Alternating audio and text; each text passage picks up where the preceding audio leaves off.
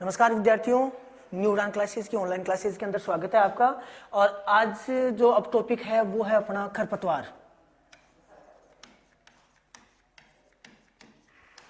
Weed. बहुत ही important topic है, exam में क्वेश्चन जरूर आता है इसमें से, तो अपने को ध्यान रखना है। यहाँ पर सबसे पहले जो अपन बात करेंगे वो आता है अपने परिभाषा क्या है। तो सिंपली आप जानते हो कि खरपतवार किसे कहा जाता है। दो चीजें, एक तो अपन किसको उगाते नहीं है, यानी कि ये बिना उगाए ही उग जाता है फसलों के साथ में, तो अवांछित।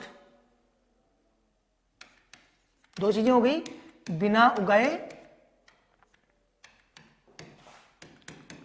उगने वाले अवांछित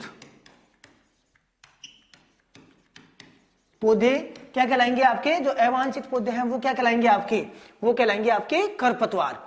अब दूसरा जो सबसे इंपॉर्टेंट इसके अंदर है, तो यहां पर जो इंपॉर्टेंट चीज पूछी जाती है वो है प्रतिस्पर्धा फसलों के साथ, प्रतिस्पर्धा। अब यहां पर आपको एक चीज ध्यान रखनी है। वैसे देखा जाए तो जो खरपतवार हैं वो सभी चीजों के लिए, जो पौधों के लिए आवश्यक होती है उन सभी चीजों के लिए प्रतिस्पर्धा करते हैं। लेकिन यहां दो चीज, अगर प्रतिस्पर्धा के अंदर सारी चीजें आती है तो आपको ऑल ऑफ अबव करना है, जिसके अंदर अपने क्या जाएगा, मृदा नमी है, फिर इसके बाद में पोषक तत्व हैं, फिर इसके बाद में अगर बात करते हैं अपन वायु है और प्रकाश, सभी के लिए। लेकिन जो डायरेक्टली अगर पूछा आता है तो मेन जो मेजर चीज है वो मेजर तो कौन सा होगा, किसके लिए, पोषक तत्वों के लिए प्रतिस्पर्धा करते हैं। लेकिन अगर राजस्थान के केस में पूछा आता है तो राजस्थान में अगर पूछे तो आप राजस्थान में अगर ये चीज पूछी जाती है कि फसलों के साथ में खरपतवार किस चीज के लिए ज्यादा प्रतिस्पर्धा करते हैं, तो पोषक तत्वों के बजाय क्या आ जाएगा, मृदा नमी आएगा। क्योंकि राजस्थान के केस में अपन क्या बताएंगे, मृदा नमी। और अगर डायरेक्टली पूछा आता है तो अपन मेनली क्या बताएंगे, पोषक तत्वों के लिए फसलों के साथ में खरपतवार प्रतिस्पर्धा करते हैं। इसके बाद में इनकी विशेषताएं, तो देखो विशेषताओं में अपने को ये ध्यान रखना है। देखो एक आता है सबसे इंपॉर्टेंट चीज है शीघ्र वृद्धि व गुणन। यानी कि अगर आप देखेंगे तो फसलों के अंदर धीरे धीरे बढ़वार होती है, एक उनका पीरियड होता है कि यहां तक उसमें बढ़वार होनी है। लेकिन अगर आप देखेंगे कि खरपतवार जो है जल्दी से वृद्धि कर लेते हैं और जल्दी ही गुणन कर लेते हैं, ये सबसे महत्वपूर्ण है। हालांकि और भी विशेषताएं हैं, जैसे कि लंबे समय तक उनके अंदर वाइबिलिटी रहती है, यानी कि वो लंबे समय तक अगर मृदा के अंदर पड़े रहेंगे तो भी उनका बीज है 20 साल बाद में, 30 साल बाद में भी उग जाता है। खूब ज्यादा अत्यधिक बीज उत्पादन करते हैं, इस वजह से भी खरपतवारों को नष्ट करना बड़ा मुश्किल होता है। तो लेकिन मेन जो है शीघ्र वृद्धि और गुणन इसके अंदर बहुत ही फास्ट होता है। इसके बाद में ये खरपतवारों के अंदर एक टॉपिक आता है, वो है आपके वर्गीकरण। अगर वर्गीकरण देखोगे ये बहुत ही इंपॉर्टेंट है, इसमें से क्वेश्चन जरूर आता है। तो सबसे पहले एक आता है अपने ऋतुओं के आधार पर, ऋतुओं के आधार पर। देखो तो ऋतुओं के आधार पर अगर बात करें अपन, तो ऋतुओं के आधार पर एक होगा अपने रबी के खरपतवार और दूसरा खरीफ के खरपतवार। अब रबी के खरपतवार जो रबी के अंदर जो अपने गेहूं, जो चना, इनके साथ में उगते हैं, तो यहां पर जैसे अपने बात करते हैं, अगर बथुआ की बात करें, खरबथुआ, सेंजी, इसके बाद में आता है अपने गेहूं सा, जंगली गाजर, जंगली पालक, ये सारे के सारे किस्म उगते हैं अपने रबी के अंदर उगते हैं। अगर खरीफ की बात करते हैं तो खरीफ के अंदर आ जाएगा आपके बरू, लटजीरा, ठीक है, ये किसके अंदर उगते हैं, अपने खरीफ के अंदर उगते हैं। तो खरीफ के खरपतवार। दूसरा अगर देखते हैं अपने क्लासिफिकेशन, तो दूसरा क्लासिफिकेशन किसके आधार पर देखेंगे, दूसरा क्लासिफिकेशन होगा अपने जीवन चक्र के आधार पर। क्लियर। अब जीवन चक्र के आधार पर अगर बात करते हैं तो जीवन चक्र के आधार पर क्या हो जाएगा, 1 वर्षीय क्लियर? तो एक वर्षीय। अब एक वर्षीय की बात करते हैं यहां पर, फिर दूसरा जाएगा द्विवर्षीय और तीसरा होगा बहुवर्षीय। क्लियर? अब यहां पर सबसे पहले अगर बात करते हैं तो एक वर्षीय की बात करते हैं। एक वर्षीय अपने कौन से हो जाते हैं? ये दोनों ही होते हैं। ये आपके कौन से होंगे?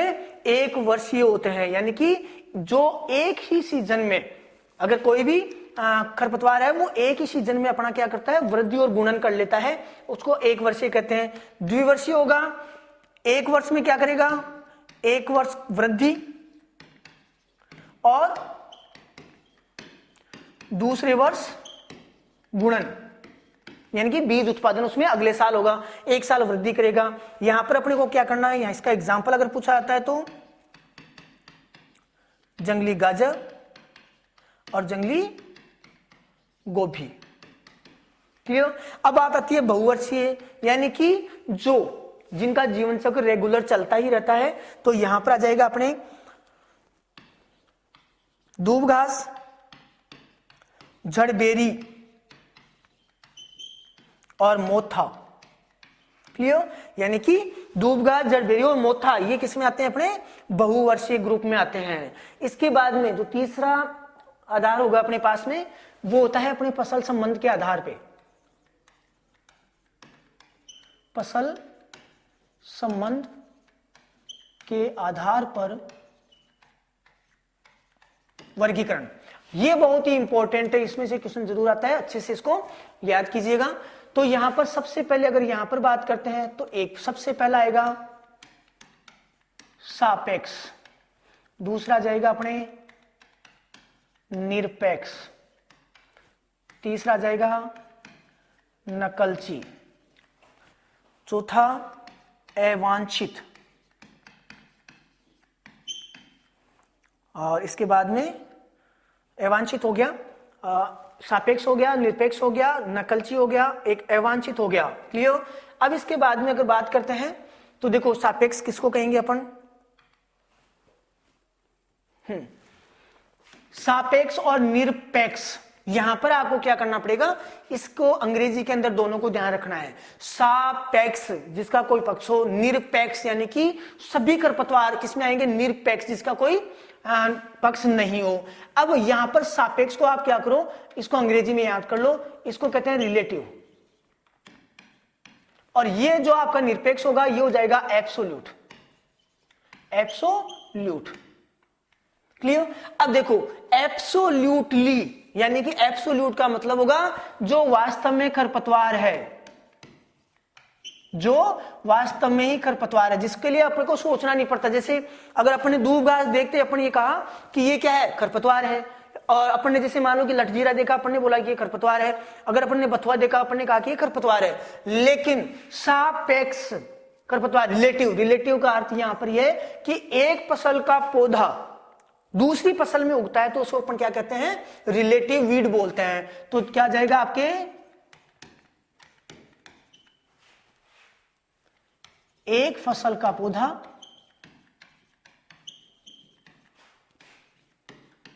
दूसरी फसल में। जैसे अगर यहां बात करते हैं तो अपन ये कह सकते हैं गेहूं में चना। अगर गेहूं के अंदर एक फसल में, आपको कोई भी एग्जांपल आ सकता है, कोई जरूरी नहीं है। जैसे मान लो कि मैंने लिखा है कि गेहूं में चना, आप ये कह सकते हो कि जैसे मान लो कि गंवार है, उसके अंदर बाजरे का पौधा होगा, या अपने बाजरे के अंदर गंवार का पौधा है, या सरसों के अंदर चने का पौधा है। अब किसी भी खरपतवार, यानी कि होना क्या चाहिए? होगी वो फसल पौधा ही, फसली पौधा ही होगा, लेकिन वो दूसरी फसल में होगा तो अपन उसको क्या बोलते हैं? उसको कहते हैं सापेक्ष। और निरपेक्ष में सभी खरपतवार, जैसे अपन ने कहा दूब घास है, इसके लिए अपने कुछ नहीं सोचना है, यानी सिंपल बताना है बथुआ है। अब ये कोई क्रॉप का पौधा नहीं है, ये डायरेक्ट क्या है? अपने खरपतवार ही है। तो सारे के सारे खरपतवार निरपेक्ष होते हैं, एब्सोल्यूट होते हैं। लेकिन सापेक्ष का अर्थ क्या हो जाएगा? एक फसल का पौधा दूसरी फसल में। अब बात आती है नकलची। नकलची की बात करें तो नकलची के अंदर, नकलची का अर्थ क्या होता है? मिमिक्री, यानी कि वैसा का वैसा। तो क्या हो जाएगा? मुख्य फसल के समान, मुख्य फसल के समान आकारी की, यानी कि जैसा फसली पौधा होता है वैसा ही अपने को अगर वो दिखाई देता है तो उसको अपन क्या कहते हैं, मुख्य फसल के समान। अब जैसे मान लो कि इसका एग्जांपल है गेहूं में गेहूंसा। अब गेहूंसा को अपन सीड जब बनेगा तभी पहचान सकते हैं, गेहूं के अंदर पौधे को गेहूंसा को नहीं पहचान सकते, तो वो वैसा का वैसा ही होता है। तो अगर मुख्य फसल के समान आकार की होती है तो उसको अपन क्या कहते हैं, नकलची। अवांछित, ये इंपॉर्टेंट है, यहां पर ध्यान रखना, इसको कहते हैं रोग। क्लियर? तो यहां पर ये क्या होगा, कौन सा होगा, अवांछित किसको कहेंगे, एक किस्म में दूसरी किस्म का पौधा, एक किस्म में दूसरी किस्म का पौधा। जैसे मान लो कि अगर आप ये कहते हो कि आपने गेहूं बो रखा है और गेहूं के अंदर राज 3077 में अगर जैसे मान लो कि लोकवन का पौधा आया, ठीक है, तो एक वैरायटी में दूसरी वैरायटी का अगर पौधा होता है तो उसको अपन क्या कहते हैं, उसको अपन कहते हैं अवांछित यानी कि रोग। और इसको रोगिंग, रोगिंग किसको कहेंगे, रोग को निकालना।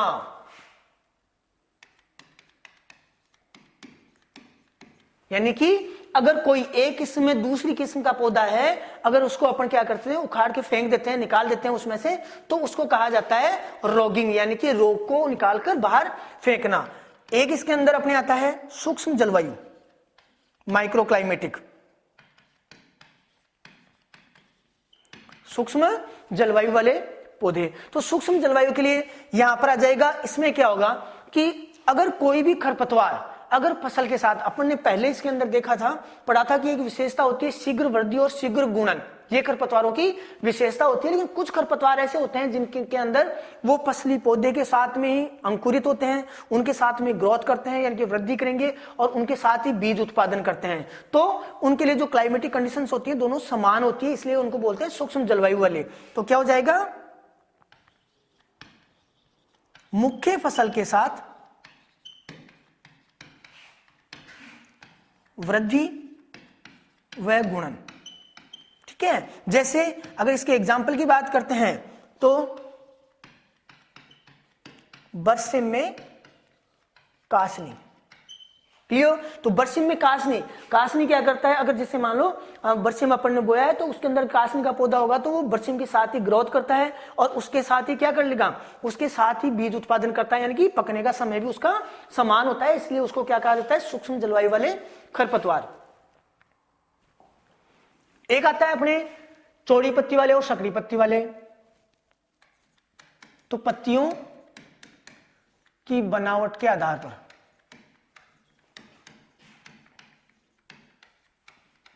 क्लियर? तो यहां पर क्या जाएगा, चौड़ी पत्ती वाले, और दूसरा हो जाएगा सकरी पत्ती वाले।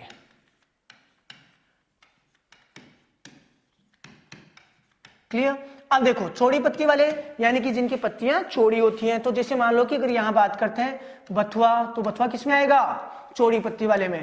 सेंजी की बात करते हैं तो सेंजी किसमें आ जाएगा, चौड़ी पत्ती वाले के अंदर। अगर आप जंगली पालक की बात करते हो तो किसमें आ जाएगा, चौड़ी पत्ती वाले में। लेकिन यहां अगर बात करते हैं तो जैसे मान लो आपके दूब घास है, दूब घास किसमें आएगा, सकरी पत्ती में आएगा। अगर मोथा की बात करते हैं तो किसमें आएगा, सकरी पत्ती में आएगा। गेहूंसा की बात करते हैं किसमें आएगा, सकरी पत्ती में आएगा। जंगली धान की बात करते हैं किसमें आएगा, सकरी में। अगर अपने जैसे मान लो जितने भी, या जैसे मान लो कि जंगली जई की बात करते हैं तो वो किसमें आ जाएगा, सकरी पत्ती में। यानी कि जिनकी पत्तियां लंबी होती है और जिनकी चौड़ाई कम होती है वो सकरी पत्ती वाले होते हैं। अब यहां अपने को एक चीज ध्यान रखना है, अगर अपने उसके अंदर बीज पत्र के आधार पर बताएं तो मैं आपको यही बता देता हूं कैसे याद करोगे इसको, ये इंपॉर्टेंट है। तो बीज पत्र के आधार पर,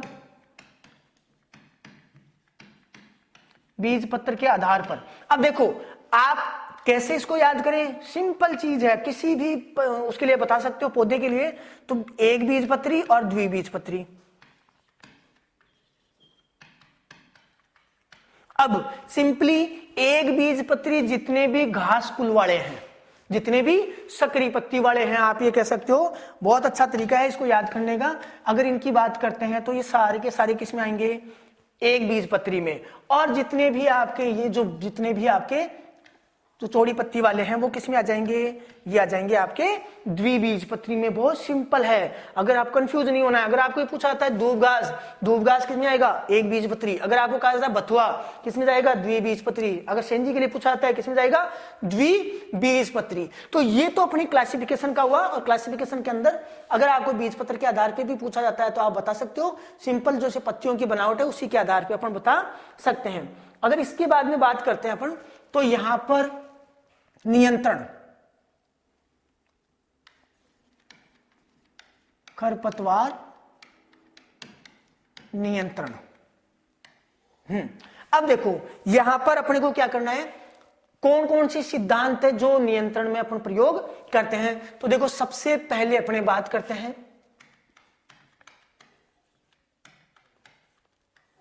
सिद्धांत। अगर सबसे पहले बात करें अपन कहते हैं प्रिवेंशन, रोकथाम, एक चीज। दूसरा आता है आपके नियंत्रण। ठीक है, अब रोकथाम और नियंत्रण में देखो क्या डिफरेंस होगा। अगर आप प्रिवेंशन की बात करते हैं, ठीक है, प्रिवेंशन की बात करेंगे तो किसी चीज को फैलने से रोकना किस में आता है, रोकथाम में आता है। लेकिन नियंत्रण कब होगा, जब कोई चीज फैल जाती है। जैसे मान लो कि खड़ी फसल के अंदर खरपतवार है तो अपन क्या करेंगे, नियंत्रण करेंगे। लेकिन रोकथाम में क्या करेंगे कि फैलने से रोकना। रोकथाम में क्या जाएगा, फैलने से रोकना। नए क्षेत्रों में नहीं आना चाहिए। तो नए क्षेत्रों में अगर फैलने से रोक रहे हैं तो उसको अपन क्या बोलेंगे, रोकथाम कहेंगे। अब इसके लिए क्या क्या किया जा सकता है, तो रोकथाम के लिए जैसे अपन जो खाद्य उर्वरक, जो खादें, कार्बनिक खादें यूज करते हैं वो पूर्णतः सड़ी हुई होनी चाहिए। तो यहां पर क्या क्या कौन कौन सी चीजें होगी, एक पूर्णतः सड़ी हुई खाद का प्रयोग, ठीक है। दूसरा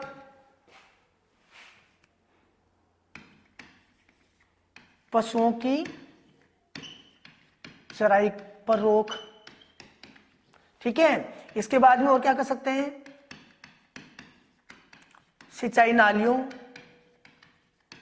की सफाई, यानी कि सिंचाई नालियों के पास में जो खरपतवार होते हैं उनके बीज या उनका कोई भी भाग है वो नए क्षेत्रों में जा सकता है, तो अपन क्या करेंगे, उसकी रोकथाम। फिर इसके बाद में अगर बात करते हैं कृषि यंत्रों की सफाई, कृषि यंत्रों की सफाई, क्योंकि कृषि यंत्रों के द्वारा भी जो खरपतवार हैं वो एक फील्ड से दूसरे फील्ड के अंदर जा सकते हैं, तो कृषि यंत्रों की सफाई करते हैं। इसके बाद में अपन बात करते हैं नियंत्रण के अंदर। तो नियंत्रण के अंदर अगर बात करें तो नियंत्रण में देखो आपके सबसे पहले कृषण नियंत्रण। अब कृषण नियंत्रण की बात करते हैं तो कृषण नियंत्रण में क्या होगा, कृषि क्रियाओं में हेरफेर,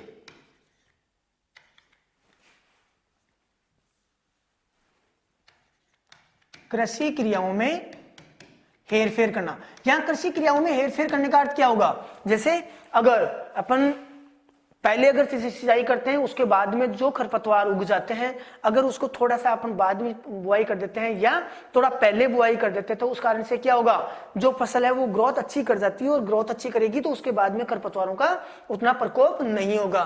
तो कृषि क्रियाओं में अगर हेरफेर करते हैं तो उसको अपन कृषि नियंत्रण कहते हैं। दूसरा है यांत्रिक नियंत्रण, यांत्रिक नियंत्रण। अब यहां पर बात आएगी अपने, तो यहां यंत्रों के द्वारा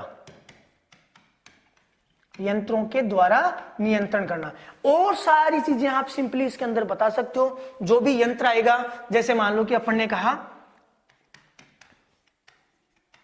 चेनिंग, तो अपन कह सकते हैं जो जलीय खरपतवार है उनके लिए पॉन्ड, जहां पर पॉन्ड होते हैं या झीलें होती है तो एक बड़ी चेन होती है, उसके द्वारा क्या करते हैं कि एक दोनों तरफ से ट्रैक्टर के द्वारा या किसी भी पावर के द्वारा उनको खींचते, तो उस पूरे के पूरे खरपतवार होते हैं वो उसके अंदर इकट्ठा होके और एक साइड के अंदर ले आते हैं उसको। तो जलीय खरपतवारों के लिए तो अपन क्या कर सकते हैं, चेनिंग। तो अपन ये कह सकते हैं कि चेनिंग का प्रयोग किया तो मतलब यांत्रिक हो गया। दूसरा मोवर, अब जो घास काटने की मशीन है, घास काटने की मशीन, ये किस में आ जाएगी? ये भी अपने किस में आएगी? अपने यांत्रिक में, क्योंकि ये क्या है? यंत्र है। चेन भी क्या है? एक यंत्र है। लेकिन जो सबसे इंपॉर्टेंट है वो आपके ध्यान रखना है, यहां पर क्या आ जाएगा? आपके हैंड होइंग, हाथों से खरपतवार उखाड़ना। क्लियर? अगर आप हाथों से खरपतवार उखाड़ रहे हो तो आपको इसको भी किसमें रखना है? यांत्रिक नियंत्रण में ही रखना है। तो सबसे इंपॉर्टेंट है। और तो अपन बता सकते हैं कि जैसे चेनिंग है, बता सकते हैं कि चेन यंत्र है तो यांत्रिक हो गया, मोवर यंत्र है तो यांत्रिक हो गया, लेकिन हाथों से उखाड़ना जिसको अपन कहते हैं हैंड होइंग, हैंड होइंग, ये भी किसमें आ जाएगा? आपके किसमें होगा? यांत्रिक नियंत्रण में। अब बात आती है अपने रासायनिक नियंत्रण।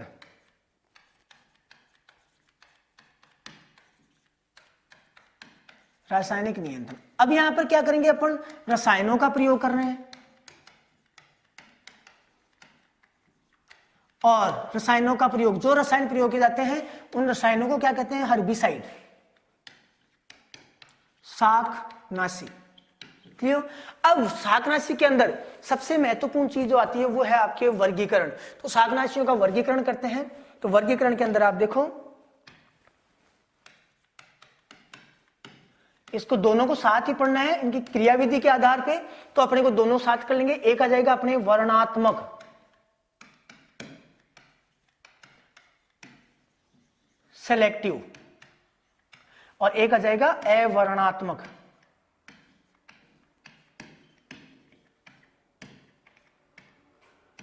Non selective.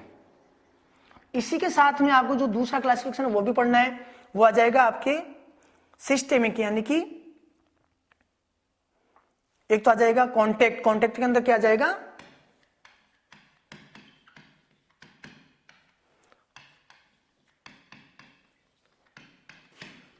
संपर्क शाकनाशी और स्थानांतरित शाकनाशी। क्लियर? अब देखो यहां पर एक चीज देख लो, उसके अंदर अपने को चारों चीज समझ में आ जाएगी। वर्णात्मक, सेलेक्टिव, तो यहां पर सेलेक्टिव का अर्थ क्या होगा? किसी भी पर्टिकुलर वीड को मारने वाला, यानी कि एक पर्टिकुलर किसी भी जाति विशेष के खरपतवार को नियंत्रण करता है तो वो वर्णात्मक कहलाता है। तो यहां पर आप ध्यान रखना, जाति विशेष के खरपतवार,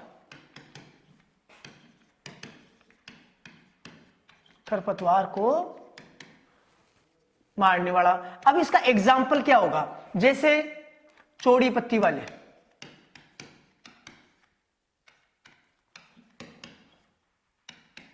चौड़ी पत्ती वाले खरपतवार के लिए 2,4-D। अब 2,4-D क्या हुआ यहां पर? वो हो गया आपके सेलेक्टिव हुआ। लेकिन अगर आप जो नॉन सेलेक्टिव, यानी कि सभी प्रकार के, चाहे वो क्रॉप हो चाहे खरपतवार हो, सभी को अगर मारता है तो वो क्या कहलाएगा? वो नॉन सेलेक्टिव कहलाएगा। नॉन सेलेक्टिव क्या हो जाएगा? जो सभी प्रकार के पौधों को मारता हो, चाहे वो फसल का पौधा हो या खरपतवार का। तो यहां पर जैसे यहां एग्जांपल आ जाएगा पैराक्वाट। अब अगर पैराक्वाट की बात करते हैं तो पैराक्वाट क्या करता है? पैराक्वाट अमरबेल के लिए काम में लेते हैं। तो अमरबेल के लिए काम में लेंगे, जब अगर पैराक्वाट का स्प्रे करेंगे तो अमरबेल के साथ साथ रिजिके की फसल भी होती है, वो क्या हो जाती है? पूरी की पूरी नष्ट हो जाती है, यानी कि उसको भी वो मार देता है। लेकिन जो अवर्णात्मक हैं वो कौन से होंगे? जितने भी आपके अवर्णात्मक होंगे वो कॉन्टेक्ट वाले होंगे। कॉन्टेक्ट का मतलब पैराक्वाट जहां कॉन्टेक्ट में आएगा किसी भी पादप के, चाहे वो अमरबेल है या रिजका, तो किसी भी पादप के संपर्क में आएगा तो वो क्या कहलाएगा? उसको मार देगा, इसलिए उसको संपर्क शाकनाशी कहते हैं। लेकिन जो वर्णात्मक है, जो आपका सेलेक्टिव है, सेलेक्टिव होगा, वो क्या होगा? वो आपका कुछ में आ जाएगा सिस्टेमिक में। सिस्टेमिक का अर्थ क्या होता है? किसी भी पादप भाग पर यूज करते हैं,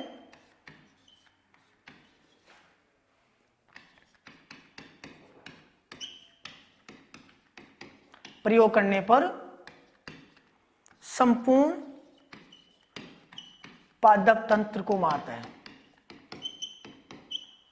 यानी कि सभी पूरे के पूरे जो पादप तंत्र है उसके अंदर फैलकर संपूर्ण पादप को ही मार देगा। फॉर एग्जाम्पल, अगर आपने 2,4-D का प्रयोग किया, 2,4-D का प्रयोग किया, मारेगा किसको? चौड़ी पत्ती वालों को। इसका अर्थ ये हुआ कि ये क्या करेगा? बथुआ के लिए या खरबथुआ के लिए अगर आप प्रयोग कर रहे हो तो आपने अगर पत्तियों पे प्रयोग किया है तो वो क्या करेगा?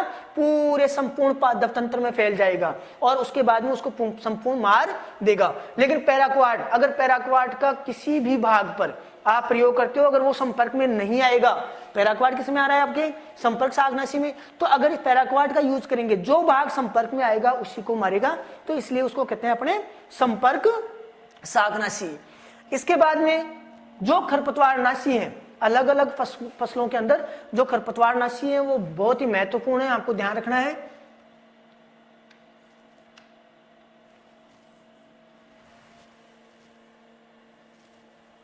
शाकनाशियों का नाम।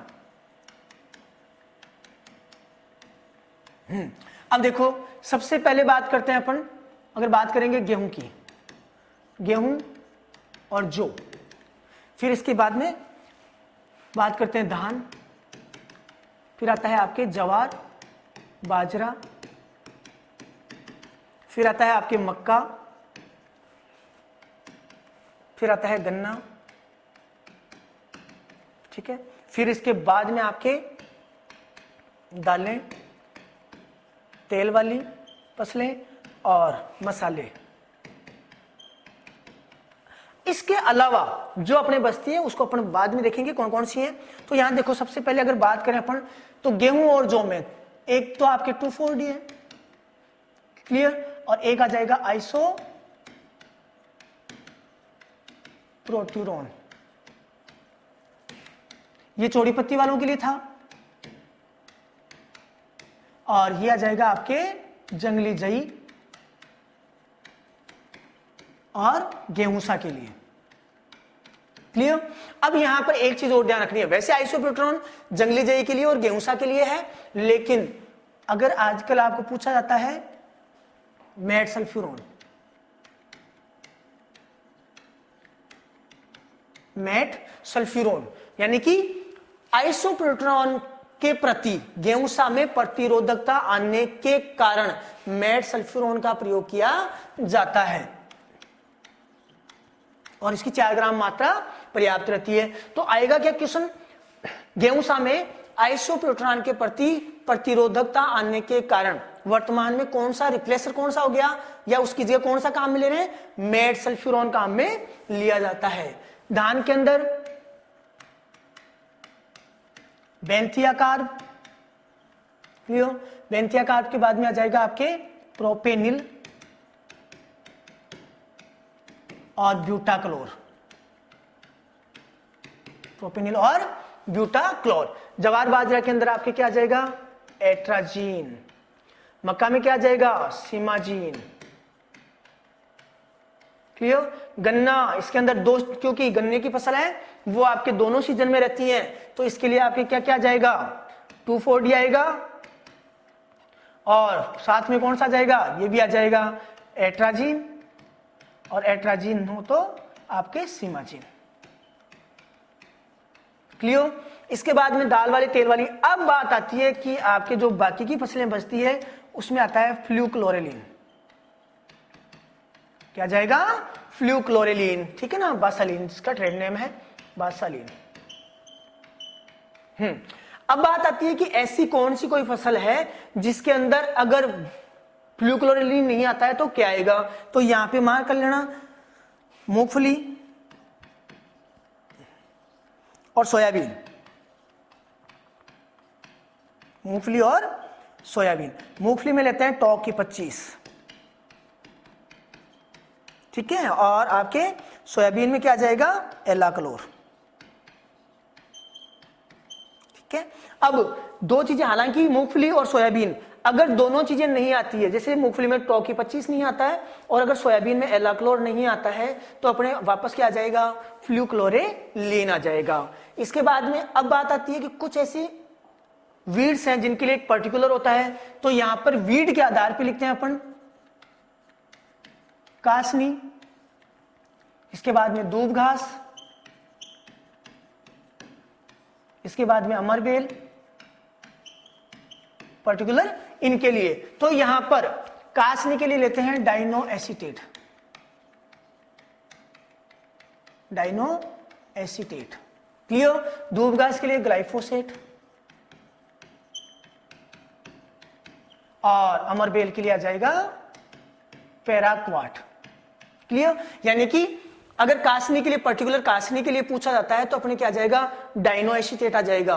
दूबघास के लिए पूछा जाता है तो क्या आ जाएगा, ग्लाइफोसेट आ जाएगा। और अमरबेल के लिए पूछा जाता है तो क्या आ जाएगा, पैराक्वाट आएगा। तो ये सारे के सारे वो शाकनाशी हैं जो अपने अलग अलग क्रॉप्स के अंदर यूज किए जाते हैं। और पर्टिकुलर एक जो शाकनाशी है वो पर्टिकुलर किसी न किसी के लिए, एक क्रॉप के लिए होता है। तो सिंपली अपने को ये ध्यान रखना है कि कौन सा शाकनाशी किस क्रॉप के अंदर प्रयोग किया जाता है। और यहाँ पर एक पर्टिकुलर अगर उसके द्वारा देखें आप कि कौन से क्रॉप उसके अंदर कौन से पर्टिकुलर वीड के लिए अगर काम मिल जाता है तो कासनी के लिए डाइनो एसीटेट हो जाएगा, दूबघास के लिए क्या हो जाएगा, ग्लाइफोसेट, और अमरबेल के लिए हो जाएगा पैराक्वाट। अब एक आता है आपके जैविक नियंत्रण, जैविक नियंत्रण। यहां पर अपन मित्र कीट काम में लेते हैं। क्या काम में लेते हैं, मित्र कीट, बायो एजेंट। अब देखो यहां पर कोई बायो एजेंट काम में ले रहे हैं तो जैविक नियंत्रण का अर्थ ही क्या होता है, एक जीव के द्वारा दूसरे जीव का नियंत्रण या उसके द्वारा उसको नष्ट करना। तो यहां पर आपने मित्र कीट यानी कि बायो एजेंट काम में लिया। तो ये जो मित्र कीट है ये अलग अलग क्रॉप्स के लिए, जैसे या जो अलग अलग वीड हैं उनके लिए होता है। यहां पर सबसे पहले अगर बात करते हैं तो अपन आ जाएगा इसके अंदर नागफनी के लिए। एक आता है अपने नागफनी, एक आता है आपके गाजर घास, ठीक है। तो अपने सबसे नागफनी और गाजर घास, एक है अपने जाइगोग्रामा बाइकलराटा, और इसके लिए आ जाएगा आपके नियोकटिना ब्रूची। क्या जाएगा, नियोकटिना ब्रूची। गाजर घास के लिए क्या जाएगा आपके जाइगोग्रामा बाइकलराटा, क्लियर। तो आपके ये क्या है, ये मित्र कीट हैं जिनके द्वारा अपन क्या करते हैं, खरपतवारों का नियंत्रण कर सकते हैं। तो जैविक नियंत्रण के अंदर क्या काम में लेंगे अपन, बायो एजेंट काम में लेते हैं। तो आपके नियोकटिना ब्रूची हो गया, जाइगोग्रामा बाइकलराटा हो गया, ये आपके क्या है अपने उसके अंदर काम में लिए जाते हैं। तो अपने ये था अपनी वीड का जिसके अंदर अपन ने देखा। इसमें से जो क्वेश्चन जहां से आते हैं वो एक बार मैं आपको बता देता हूं कौन सा क्वेश्चन आता है। यहां सिंपली सबसे पहले अगर बात की तो आपने हम देखा कि यहां पर जो आपके इसके अंदर जो विशेषताएं हैं, या अपन ये कह सकते हैं कि विशेषताओं के बाद पहले अपने प्रतिस्पर्धा की बात करते हैं। तो एक क्वेश्चन तो ये इंपॉर्टेंट है, वैसे अगर डायरेक्टली पूछा जाता है तो खरपतवार हमेशा फसलों के साथ पोषक तत्वों के लिए प्रतिस्पर्धा करते हैं, लेकिन राजस्थान के केस में अगर पूछा जाता है तो मृदा नमी के लिए प्रतिस्पर्धा करते हैं। इसके बाद में इसका क्लासिफिकेशन देखा। क्लासिफिकेशन अपने देखा कि रबी का पूछा जा सकता है, खरीफ का। और अब जैसे मान लो कि अगर अपने को पूछा जाता है कि जंगली धान, तो धान को कब बोते हैं, खरीफ में, तो जंगली धान यहां आ जाएगा। तो आप सारी जंगली गाजर है, गाजर कब बोई जाती है, रबी के अंदर, तो अपने वो किस में आ जाएगा, रबी में आ जाएगा। जंगली पालक है, पालक कब बोते हैं अपन, रबी के अंदर, तो वो किस में आ जाएगा, जंगली पालक भी किस में होगा, रबी में, ठीक है। अब जैसे जंगली जई, तो जंगली जई की बात करते हैं, जंगली जई, जई कब बोते हैं, रबी में, तो वो जंगली जई किस में चला जाएगा, आपके रबी के अंदर चला जाएगा। इसके बाद में एक वर्षीय, द्विवर्षीय और बहुवर्षीय। आपके द्विवर्षीय के अंदर जंगली गाजर और जंगली गोभी है। बहुवर्षीय में इंपॉर्टेंट है, आपको मोथा का पूछा जा सकता है, तो आपको मोथा का ध्यान रखना है। इसके बाद में जो अगली चीज है फसल संबंध के आधार पे, मैंने आपको बताया था बहुत ही इंपॉर्टेंट टॉपिक है, इसमें से क्वेश्चन जरूर आता है, तो इसको अपन को अच्छे से याद रखना है। ये इसमें से क्वेश्चन हर बार रिपीट होता है। इसके बाद में अगर अपन इसके क्लासिफिकेशन देख रहे थे, एक बीजपत्री, ये मैंने आपको बताया कि जो आपका जो सकरी पत्ती वाला होगा वो आपका कौन सा हो जाएगा, एक बीजपत्री हो जाएगा। इसके बाद में सिद्धांत रोकथाम और नियंत्रण की बात करते हैं, तो अपन ने देखा कि कैसे कैसे रोकथाम की जा सकती है, फैलने से प्रसार को कैसे रोका जा सकता है, नए क्षेत्रों में नहीं फैले। इसके बाद में अपन ने नियंत्रण देखा, तो नियंत्रण के अंदर यांत्रिक, कृषण, और इसके बाद में अपने आ जाएगा दो इसका क्लासिफिकेशन देख लिया। रासायनिक के अंदर ये भी क्वेश्चन जरूर आप पूछता है, इसके अंदर से क्वेश्चन पूछा जाता है, ये आपके लिए इंपॉर्टेंट है। अवर्णात्मक कौन सा है, वर्णात्मक कौन सा है, सिस्टेमिक कौन सा होगा और कॉन्टेक्ट हर्बिसाइड कौन सा होगा, ये चीज पूछी जाती है। इसके बाद में ये जो टॉपिक है ये बहुत ही इंपॉर्टेंट है, इसको आपको अच्छे से याद कर लेना है, ये चीज जरूर पूछी जाती है, इसमें से क्वेश्चन जरूर आता है, ये आपके सबसे इंपॉर्टेंट है, इसको आपको ध्यान रखना है। तो ये वो आपके क्या हुआ, अपने पर्टिकुलर वीड के आधार पे आ गया। तो ये था अपने खरपतवार नियंत्रण का जो पूरा का पूरा, इसके अंदर से कौन से क्वेश्चंस आने हैं आपके और कौन कौन सी चीज पूछी जाती है वो आप अपने डिस्कस किया। तो अपने खरपतवार नियंत्रण और खरपतवार जो भी फसलों के अंदर है वो अपने पढ़े। बहुत बहुत धन्यवाद।